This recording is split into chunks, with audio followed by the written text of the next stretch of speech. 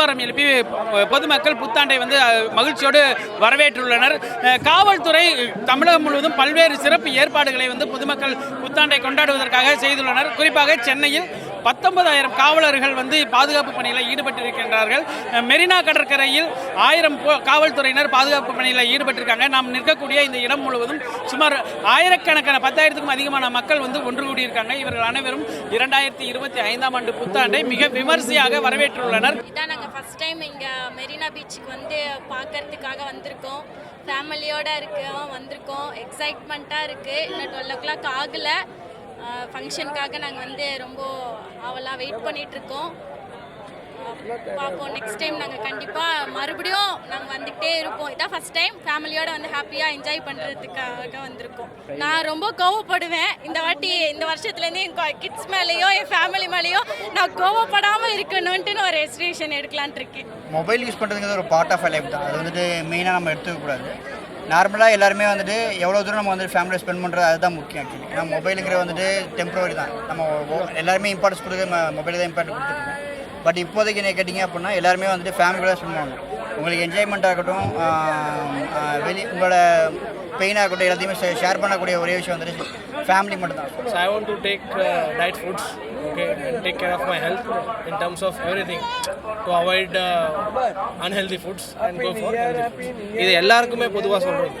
ஏன்னா இப்போ நீங்களே பார்க்குறீங்க எப்படி ஃபாஸ்ட் ஃபுட்டோட ஜென்ரேஷன்னால எப்படி சாப்பிட்றது வந்து நல்லா இருக்கோ அதே மாதிரி அப்போ அவங்க ஹாஸ்பிட்டலுக்கு போகிறாங்க. நார்மல் இஷ்யூஸ் தான், உங்களுக்கே தெரியும், diabetes and all, cholesterol. So அதுதான் ரிசல்யூஷன். போன வருஷம் கஷ்டப்படுறதோட இங்கே இந்த வருஷம் கஷ்டமே படக்கூடாது. நல்ல வேலையாக இருக்கணும், எந்த ஒரு கஷ்டமும் இல்லாமல் வீட்டை பார்த்து.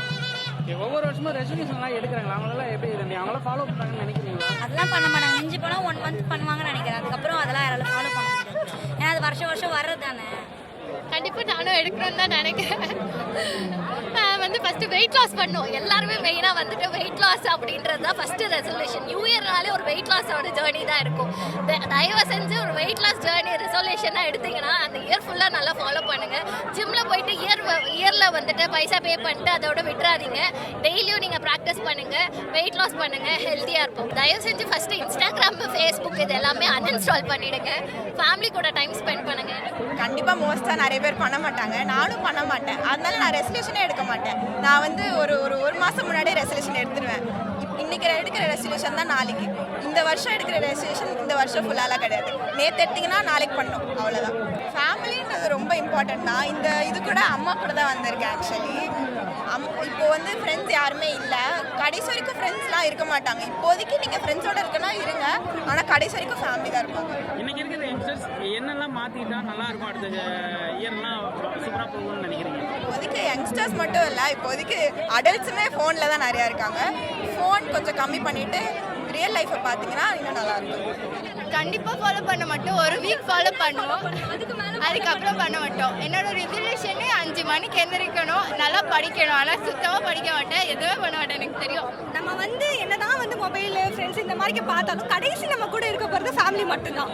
நம்ம எந்த ஃப்ரெண்ட்ஸு பார்த்தாலுமே வந்து கடைசி வரைக்கும் அவங்க கூட இருக்க போகிறது கிடையவே கிடையாது. இதுதான் உண்மையான ஃபேமிலி. இது வரைக்கும் ஒன்றும் எடுத்ததில்லை, இனிமேலும் எடுக்க போகிறதில்லை. எப்படியும் நம்ம ஃபாலோ பண்ண மாட்டோம், ஃப்ளோலையே போயிடலாமே.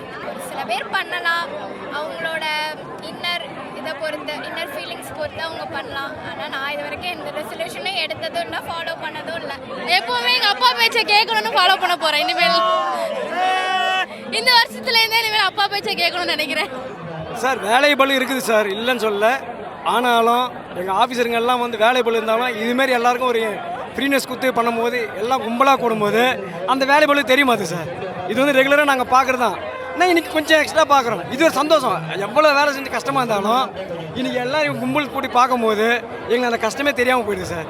இன்றைக்கி எங்கள் இன்ஸ்பெக்டர் முதல் கொண்டு, ஏசி முதல் கொண்டு, டிசிஐ முதல் கொண்டு எல்லாரும் ஒவ்வொரு வேலை செஞ்சு பண்ணிருக்காங்க. அவங்க தலைமையில் நாங்கள் இயங்குற எல்லாருமே நாங்கள் எங்களுக்கு எனர்ஜி கொடுத்த மாதிரி இருக்குது. இப்போ பண்ணும்போது காலையில் கஷ்டமாக தான் இந்த எல்லாருக்குமே இந்த பேரிகார்டு எல்லாம் செய்யலாம். ஆனால் இன்றைக்கி எல்லாத்தையும் மறந்துட்டு எல்லாம் கும்பலாக இருக்கும்போது அது சந்தோஷமே ரொம்ப இதுவாக ஹாப்பியாக இருக்குது. எப்போவுமே வருஷம் இங்கே வந்துடும். நாங்கள் நியூ இயர்னால் அந்த ஒரு என்ஜாய்மெண்ட். இது மறுபடியும் நமக்கு இந்த ஒன்ஸ் தான் இது, அதுக்கப்புறம் நமக்கு கிடைக்காது இது. ஸோ இந்த ஒன்ஸ் வந்து நம்ம கண்டிப்பாக விடக்கூடாது அப்படின்றதுக்காகவே கம்பல்சரி வந்துடுறது நம்ம.